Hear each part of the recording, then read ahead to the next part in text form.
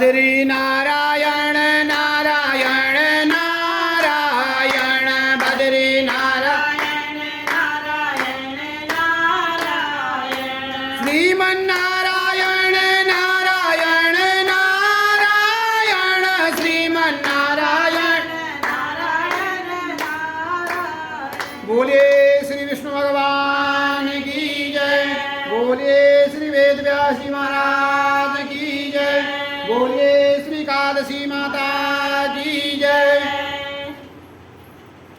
पद्मा एकादशी,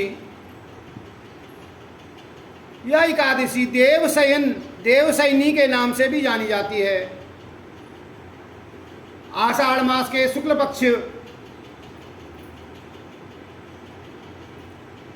धर्मराज युधिष्ठिर बोले, हे भगवान, आषाढ़ मास के शुक्ल पक्ष की एकादशी का क्या नाम है? उस दिन कौन से देवता की पूजा की जाती है? इसकी विधि क्या है? सो विस्तार पूर्वक कहेगा। भगवान कृष्ण बोले, हे राजन, एक समय नारद जी ब्रह्मा जी से यह प्रश्न किया। तब ब्रह्मा जी बोले कि हे नारद, तुमने कलयुग के जीवों के उद्धार के लिए सबसे उत्तम व्रत एवं प्रश्न पूछा है, क्योंकि एकादशी का व्रत सब व्रतों में श्रेष्ठ है। इसके समस्त पाप नष्ट हो जाते हैं। इस एकादशी का नाम पद्मा है। इसके व्रत करने से विष्णु भगवान प्रसन्न होते हैं। मैं एक पौराणिक कथा कहता हूँ, ध्यान पूर्वक सुनो। सूर्यवंशी माधानता नाम का एक राजा था। वह सत्यवादी, महाप्रतापी और चक्रवर्ती था। वह अपनी प्रजा का पुत्रों की तरह पालन किया करता था। उसकी समस्त प्रजा धन धान्य से परिपूर्ण थी, सदैव सुखपूर्वक रहा करती थी। उसके राज्य में कभी अकाल नहीं पड़ता था। एक समय राजा के राज्य में अकाल पड़ गया। प्रजा अन्न की कमी के कारण अत्यंत दुख सहने लगा। राज्य में यज्ञ भी बंद हो गए। एक दिन प्रजा राजा के पास जाकर प्रार्थना करने लगे, हे राजन, समस्त विश्व की सृष्टि के कारण मुख्य वर्षा है। इसी वर्षा के अभाव से राज्य में अकाल पड़ा है और अकाल से प्रजा मर रही है। हे राजन, आप कोई उपाय बताइए जिससे हम लोग दुख दूर हो सके। इस पर राजा माधानता बोला कि आप लोग ठीक कह रहे हैं। वर्षा न होने के कारण ही सब लोग दुखी हैं। राजा के पापों के कारण ही प्रजा को दुख भोगना पड़ता है। मैं बहुत सोच विचार कर रहा हूँ कि फिर भी मुझे कोई अपना दोष नहीं दिखाई दे रहा है। आप लोगों के दुख को दूर करने के लिए मैं बहुत यत्न कर रहा हूँ। ऐसा कहकर राजा माधानता भगवान की पूजा कर कुछ मुख्य व्यक्तियों को लेकर वन को चल दिए। वहाँ वह ऋषियों के आश्रम में घूमते घूमते अंत में इस प्रकार स्तुति करने लगे, हे भगवान, इस स्थान पर कैसे हो सो कहिएगा। राजा बोला कि महर्षि, मेरे राज्य में 3 वर्ष से वर्षा नहीं हो रही है, इससे अकाल पड़ गया है। प्रजा महान दुख भोग रही है। प्रजा के कष्टों को दूर करने के लिए कोई उपाय बताइएगा। इस पर वह ऋषि बोले, राजन, सतयुग में सब युगों में श्रेष्ठ युग है। इसमें धर्मों में चारों चरण सम्मिलित हैं, अर्थात इस युग में धर्म के समस्त सबसे अधिक उन्नति है।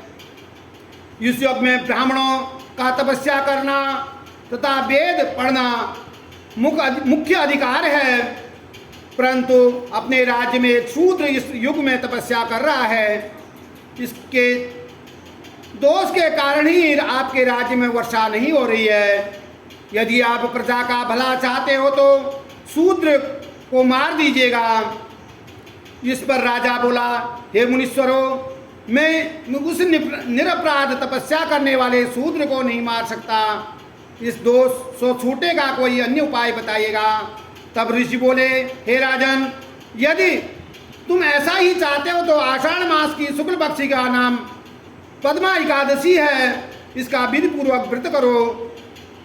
इसके प्रभाव से तुम्हारे राज्य में वर्षा अवश्य होगी, प्रजा सुखी होगी, क्योंकि इस एकादशी का व्रत सब सिद्धियों को देने वाला है, उपद्रवियों को शांत करने वाला है। इस एकादशी का व्रत तुम प्रजा व सेवक मंत्रियों सहित करो।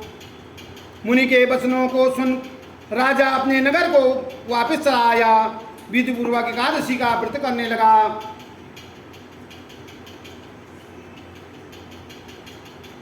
इस व्रत के प्रभाव से राज्य में वर्षा हुई और मनुष्यों को सुख पहुंचा। इस व्रत सबको करना चाहिए, यह इस लोक में सुख होकर परलोक में मुक्ति देने वाला है। इसकी कथा को पढ़ने और सुनने से मनुष्य समस्त पापों से नष्ट हो जाता है।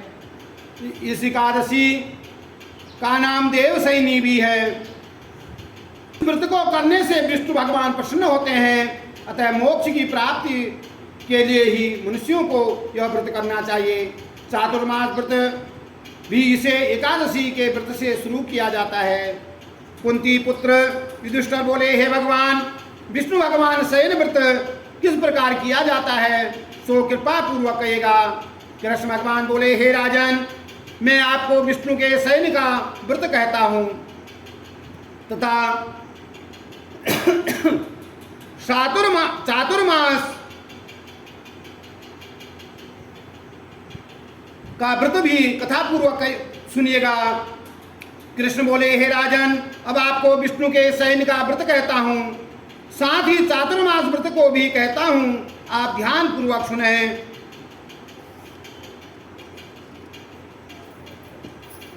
जब सूर्य कर्क राशि में स्थित हैं, तब विष्णु भगवान को शयन कराना चाहिए। सूर्य नारायण के तुला राशि में आने पर भगवान को उठाना चाहिएगा। लौट अधिक का मास आने पर यह विधि भी वैसी ही रहती है। इस विधि से अन्य देवताओं को शयन करना चाहिए और नहीं उठाना चाहिए। आषाढ़ मास के शुक्ल पक्ष की एकादशी का विधि पूर्वक करना चाहिए। उस दिन भगवान विष्णु की प्रतिमा बनानी है। चातुर्मास व्रत नियम करना चाहिए। सबसे प्रथम उस प्रतिमा स्नान करावें, फिर सफेद वस्त्र को धारण कराकर तकियादार शैया का शयन करावें। धूप दीप नैवेद्य आदि का पूजन कराना चाहिए। भगवान का पूजन शास्त्र ज्ञाता ब्राह्मण के द्वारा कराना चाहिए। तत्पश्चात भगवान विष्णु की स्तुति करनी चाहिए। हे भगवान, आपके शयन कराया है, आपके शयन से संपूर्ण विश्व तो सो जाता है। इस तरह विष्णु भगवान के सामने हाथ जोड़कर प्रार्थना करनी चाहिए कि हे भगवान, आप जब 4 मास तक शयन करें, तब तक मेरे इस चातुर्मास व्रत को निर्विघ्नता पूर्व करें। इस प्रकार विष्णु भगवान की स्तुति करके शुद्ध भाव से मनुष्य दातून आदि का नियम ग्रहण करना चाहिए। विष्णु भगवान के व्रत को शुरू करने के लिए 5 काल वर्णन है। देवशनी एकादशी से लेकर देवोत्थान एकादशी तक चातुर्मास का व्रत करना चाहिए। द्वादशी, पूर्णिमा, अष्टमी, संक्रांति का को व्रत आरंभ करना चाहिए। कार्तिक मास के शुक्ल पक्ष की द्वादशी को समाप्त कर देना चाहिए। इस व्रत के समस्त पाप नष्ट हो जाते हैं। जो मनुष्य इस व्रत को प्रति वर्ष करते हैं, वह सूर्य के समान दिव्यमान विमान पर बैठकर विष्णु लोक को चले जाते हैं। हे राजन, आप इसके दान का पृथक पृथक फल सुने। जो मनुष्य मंदिर में रंगीन बेल बूटा बनाते हैं, उसे 7 जन्मों तक ब्राह्मण की योनि प्राप्त मिलती है। जो मनुष्य चातुर्मास के दिनों में भगवान विष्णु को दही, दूध, शक्कर, शहद और मिश्री से स्नान कराते हैं, वह वैभवशाली हो जाते हैं, सुख भोगते हैं। जो मनुष्य श्रद्धापूर्वक भूमि, स्वर्ण, दक्षिणा आदि ब्राह्मण को देता है, वह स्वर्ग को जाकर इंद्र का समान सुख भोगता है। जो विष्णु भगवान की स्वर्ण प्रतिमा बनाकर धूप दीप आदि पुष्प नैवेद्य से भगवान की पूजा करता है, इसमें इंद्रलोक में जाकर अक्षय सुख भोगता है। जो मनुष्य चातुर्मास के अंदर नित्य प्रति तुलसी को भगवान को अर्पित करता है वह स्वर्ण के विमान पर बैठकर विष्णु लोक को चला जाता है। जो मनुष्य भगवान विष्णु को धूप दीप से पूजा करते हैं उनको अंत में धन मिलता है। जो मनुष्य एकादशी को कार्तिक के महीने तक विष्णु भगवान की पूजा करते हैं उनको विष्णु लोक की प्राप्ति होती है। जो चातुर्मास व्रत में जो मनुष्य संध्या के समय देवताओं को तथा ब्राह्मणों को दीपदान करते हैं तथा ब्राह्मणों को सोने के पात्र वस्त्र देते हैं वह विष्णु लोक को जाते हैं। जो मनुष्य भक्ति पूर्वक भगवान के चरणामृत लेते हैं इस संसार में आहार के आवागमन चक्र से छूट जाते हैं। जो मनुष्य मंदिर में नित्य प्रति 108 बार गायत्री मंत्र का जाप करते हैं वो पापों में लिप्त नहीं होते हैं। जो मनुष्य पुराण तथा धर्मशास्त्रों को सुनते हैं वेद पाठी ब्राह्मण को वस्त्रों का दान करते हैं दानी धनी ज्ञानी और कीर्तिमान होते हैं। जो मनुष्य भगवान विष्णु की शिव जी का स्मरण करते हैं अंत में उनकी प्रतिमा दान करते हैं वो पापों सहित रहित होकर पुण्यवान हो जाते हैं। जो मनुष्य सूर्य नारायण को अर्घ्य देते हैं और समाप्ति के दिन गौ दान करते हैं उनको पूरी आयु स्वस्थ देह प्राप्त होती है तथा कार्तिक धनी बल पाता है।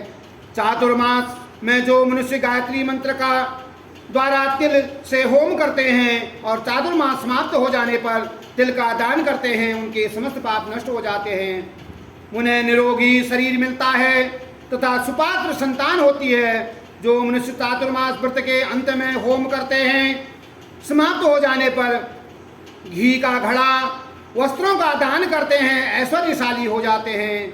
जो मनुष्य तुलसी को धारण करते हैं अंत में विष्णु भगवान को निमित्त ब्राह्मण को दान करते हैं वह विष्णु लोक को जाते हैं। जो मनुष्य चातुर्मास व्रत में भगवान के शयन के उपरांत उनके मस्तक पर नित्य प्रति दूध चढ़ाते हैं अंत में ब्रह्म के पुत्र अंगिरा ऋषि के आश्रम पर पहुंचा। कुंती पुत्र श्री कृष्ण भगवान बोले हे भगवान शयन व्रत किस दिन किया जाता है सो कृपा पूर्वक कहेगा। कर्क राशि अंत में स्वर्ण का ध्रुवा दान करते हैं तथा दान देते हैं। इस प्रकार स्तुति करते हैं कि दुर्भ जिस वहां की पृथ्वी पर शाखाओं और छोटी छोटी शाखाओं सहित फैलती हुई जाती है इसी प्रकार मुझ पर भी अजर अमर संतान दो। ऐसा करने वाले मनुष्यों के सब पाप नष्ट हो जाते हैं और अंत में स्वर्ग को प्राप्त हो जाता है। जो शिव जी का विष्णु भगवान के देवालय में गाना गाया करते हैं उन्हें रात्रि जागरण का फल मिलता है। जो मनुष्य चातुर्मास व्रत करते हैं उनको उत्तम ध्वनि वाला घंटा दान करते हैं। घंटा दान करने के उपरांत उनको भगवान को इस प्रकार स्तुति करनी चाहिए हे भगवान जगतपति आप सब पापों को नाश करने वाले हो। आपको मेरे करने योग्य कार्य को न करने योग्य कार्य को भी करने से पाप उत्पन्न हुए हों उन सब पापों को नष्ट कर दीजिएगा। चातुर्मास व्रत के अंदर जो नित्य प्रति ब्राह्मणों का चरणामृत पान करते हैं वे समस्त दुखों से छूट जाते हैं और आयुवान लक्ष्मीवान होते हैं। चातुर्मास व्रत करने से समस्त पाप नष्ट हो जाते हैं। बाद में गौदान करना चाहिए। यदि गौदान न कर सके तो वस्त्रदान अवश्य करना चाहिए। जो ब्राह्मण को नित्य प्रति नमस्कार करते हैं उनका जीवन सफल हो जाता है समस्त पापों से छूट जाता है। चातुर्मास व्रत की समाप्ति में जो ब्राह्मण को भोजन कराता है उनकी आयु तथा धन की वृद्धि होती है। जो मनुष्य अलंकार दक्षिणा का दान करते हैं वह चक्रवर्ती आयुष्मान पुत्र दान राजा होता है। जो स्वर्गलोक में प्रलय के अंत तक इंद्र के समान राज्य करता है। जो सूर्य भगवान तथा गणेश जी को नित्य नमस्कार करते हैं उनकी आयु तथा लक्ष्मी बढ़ती है। यदि गणेश जी प्रसन्न हो जाएं तो मनवांछित फल पाते हैं। गणेश जी के सूर्य प्रतिमा ब्राह्मण को दान देने से सब काम सिद्ध हो जाते हैं। जो मनुष्य दोनों ऋतुओं में महादेव जी को प्रसन्नता के लिए रूपा दान किया करते हैं। जो प्रतिदिन तिल और वस्त्र के साथ तांबे का पात्र दान करते हैं उनके यहाँ स्वस्थ सुंदर शिव भक्त पुत्र उत्पन्न होता है। चातुर्मास व्रत की समाप्ति पर चांदी का पात्र, तांबे का पात्र, अन्य पात्रों में गुड़ के साथ तिल का दान करना चाहिए।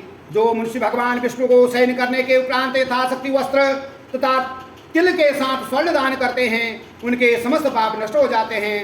इस लोक में भोग, परलोक में मोक्ष प्राप्त होता है। जो मनुष्य ब्राह्मण को धूप पुष्प पूजा करते हैं, अंत में वस्त्र दान देते हैं। चातुर्मास व्रत का समाप्त होने पर शय्या दान करना चाहिए, उसके अक्षय सुख मिलता है और कुबेर के समान धनवान हो जाते हैं। वर्षा ऋतु में गोपी चंदन देते हैं, भगवान प्रसन्न होते हैं, इस लोक तथा परलोक में मुक्ति पाते हैं। चातुर्मास व्रत करने से भगवान शयन करने पर गुड़ अथवा शक्कर का दान देते हैं, उन्हें व्रत में समस्त फल प्राप्त हो जाता है। इस उद्यापन करते हैं 4 पल या 8 पल वाले तांबे के 8 पात्र या 48 पल का एक तांबे का पात्र, उसमें शक्कर भरा वस्त्र फल दक्षिणा सहित ब्राह्मण को देना चाहिए। शक्कर सहित तांबे का पात्र सूर्य को प्रिय है, इससे मनुष्य के समस्त रोग नष्ट हो जाते हैं। उसके दान के प्रभाव से बलवान कीर्तिवान संतान उत्पन्न होती है, जो मनवांछित फल देने वाले हैं। हे कुंती पुत्र, चातुर्मास व्रत करने वाले मनुष्य गंधर्व विद्या में निपुण और स्त्रियों को प्रिय होता है। जो मनुष्य चातुर्मास व्रत में ब्राह्मण को शाक फल आदि देते हैं, अंत में यथाशक्ति दक्षिणा दान वस्त्र दान करते हैं, वह सुखी राजयोगी बनते हैं। शाक और फल का से देवता प्रसन्न होते हैं, अंत में उसे देने से देवता प्रसन्न होते हैं। जो मनुष्य व्रत को प्रतिदिन सौंठ, मिर्च, पीपल का वस्त्र और दक्षिणा का दान करते हैं और व्रत के अंत में स्वर्ण की सौंठ, काली मिर्च आदि का दान करते हैं, 100 वर्ष तक जीते हैं, अंत में स्वर्ग को जाते हैं। जो मनुष्य बुद्धिमान ब्राह्मण को मोती दान करता है, वह कीर्ति को प्राप्त करता है। जो मनुष्य व्रत में तंबाकू का दान करता है, तंबाकू खाना छोड़ देता है, अंत में लाल वस्त्र ब्राह्मण को दान करता है, वह अगले जन्म में सौंदर्यशाली बनता है और निरोगी, बुद्धिमान, भाग्यवान तथा सुंदर वाणी वाला होता है। तंबाकू के दान से इस लोक में गंधर्व विद्या में निपुण और परलोक में स्वर्ग प्राप्त मिलता है। तंबाकू लक्ष्मी और मंगल प्रदान करती है, इसके दान से देवता प्रसन्न होते हैं, अंत में धन देते हैं। इस व्रत में जो मनुष्य लक्ष्मी जी या पार्वती जी को प्रसन्न करने के लिए हल्दी का दान करते हैं, अंत में चांदी के पात्र में हल्दी रखकर दान करते हैं, वे स्त्रियां अपने पति के साथ और पति पत्नी के साथ सुख भोगते हैं। इसमें सौभाग्य और अक्षय धन तथा सुपात्र संतान मिलती है, उनकी देवलोक में पूजा होती है। इस व्रत में जो मनुष्य शिव जी और पार्वती जी की प्रसन्नता के लिए ब्राह्मण और स्त्री पुरुष की पूजा करते हैं तथा दक्षिणा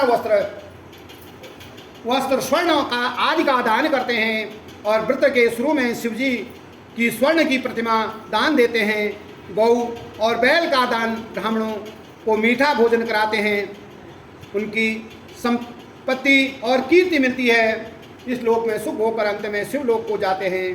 जो मनुष्य फल का दान करते हैं, व्रत अंत में स्वर्ण दान करता है, उसे सब मनोरथ सिद्ध हो जाता है, सुपात्र संतान पैदा होती है, फलदान नंदवन का सुख प्राप्त होता है। जो मनुष्य उस व्रत में पुष्पदान करते हैं, उन्हें इस लोक में सुख मिलता है, परलोक में गंधर्व पद मिलता है। इसमें वामन भगवान को प्रसन्नता के लिए ब्राह्मण को दही युक्त भात खिलाना चाहिए। यदि नित्य न हो सके तो आठों अमावस्या, पूर्णमासी, प्रत्येक रविवार या शुक्रवार को खिलाना चाहिए। इस व्रत से समाप्ति में भूमि दान न हो सके तो वस्त्र दान और स्वर्ण दान अवश्य करना चाहिए, पादुका दान करना चाहिए।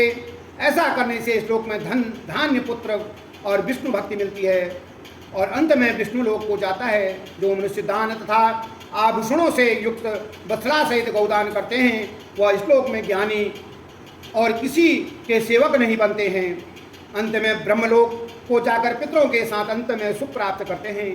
चातुर्मास व्रत करने से जो मनुष्य प्रजापत्य व्रत करते हैं, इससे समाप्ति में गौदान करते हैं, ब्राह्मण को भोजन कराते हैं वह समस्त पापों से छूटकर ब्रह्मलोक को जाते हैं। इस व्रत में एक दिन छोड़कर वस्त्र और बैलों के साथ 8 हलदान करते हैं और शाक मूल फल का आहार करते हैं वह विष्णु लोक को जाते हैं। जो मनुष्य पयोव्रत करते हैं अंत में दूध वाली गौ देते हैं वह विष्णु लोक को जाते हैं। जो मनुष्य दोनों ऋतुओं में केला फल पलाश के पत्तों में भोजन करते हैं तथा कांसे के पात्र में वस्त्रदान करते हैं वह लोक में सुख पाते हैं।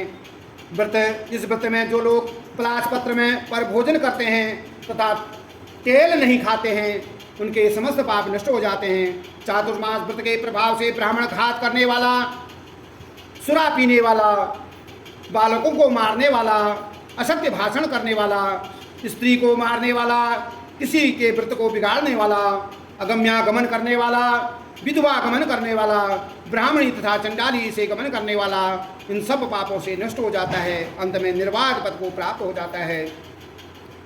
चातुर्मास के अंत में 64 पल कांसे का पात्र आभूषण से युक्त बसड़ा सहित गौदान दान अवश्य करना चाहिए।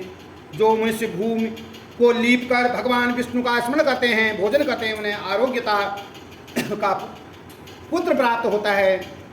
जो धार्मिक तथा चक्रवर्ती राजा होता है उन्हें किसी शत्रु का भय नहीं रहता है। अंत में वह स्वर्ग हो जाता है। जो मनुष्य बिना मांगे हुए आभूषण से युक्त चंदन सहित बैल दान करते हैं तथा षट्रस चंदन सहित बैल दान करते हैं तथा षट्रस युक्त भोजन कराते हैं उन्हें विष्णु लोक प्राप्त होता है। जो मनुष्य भगवान के शयन करने पर नित्य प्रति रात्रि को जागरण करते हैं तथा अंत में ब्राह्मणों को भोजन कराते हैं उन्हें शिवलोक की प्राप्ति होती है। चातुर्मास करने पर जो मनुष्य नित्य प्रति एक समय खाकर ही रहता है वह अंत में भूखे को भोजन कराता है वह स्वर्ग की प्राप्ति होती है। जो मनुष्य भक्तिपूर्वक भगवान की पूजा करता है विष्णु लोक को जाता है। जो भगवान का शयन करने के बाद भूमि पर सोता है अंत में शय्या दान करता है उसे शिवलोक की पूजा होती है। चातुर्मास व्रत में जो मनुष्य वैभवशाली यशस्वी लक्ष्मीवान होते हैं तथा अंत में स्वर्गलोक को जाता है। इस व्रत में उत्तम चावल या सपरिवार खाता है वह स्वर्ग को जाता है। चातुर्मास करने व्रत में तेल नहीं लगाना चाहिए। अंत में कांसे के पात्र में मिट्टी के पात्र में तेल भरकर दान करता है वह विष्णु लोक को जाता है। जो इस व्रत में शाक नहीं खाता है अंत में चांदी के पात्र में वस्त्र लपेट कर दान देता है वह शिवलोक में जाता है। जो मनुष्य इस व्रत में गेहूं को त्याग कर भोजन करते हैं तथा स्वर्ण का गेहूं दान करते हैं उन्हें अश्वमेध यज्ञ का फल मिलता है। जो मनुष्य व्रत में अपनी इंद्रियों को दमन करता है उसे अश्वमेध यज्ञ का फल मिलता है। जो मनुष्य श्रावण में शाक, सुनना कौन कौन से महीने में क्या क्या चीज़ नहीं खानी चाहिए इसका विषय देखना। श्रावण में शाक, हरी सब्जी जितनी भी आती है पत्तेदार उन सब्जियों को नहीं खाना चाहिए। भादों में दही, भादों के महीने में दही बिल्कुल निषेध बताई गई शास्त्रों में। कार्तिक में दालें, कार्तिक में केवल सब्जी का दालें नहीं खाए, वो दालें नहीं खानी चाहिए। कार्तिक में दालों का त्याग देते हैं उन्हें निरोगी काया मिलती है। जो स्नान करके भगवान की पूजा करते हैं वह स्वर्ग को जाते हैं।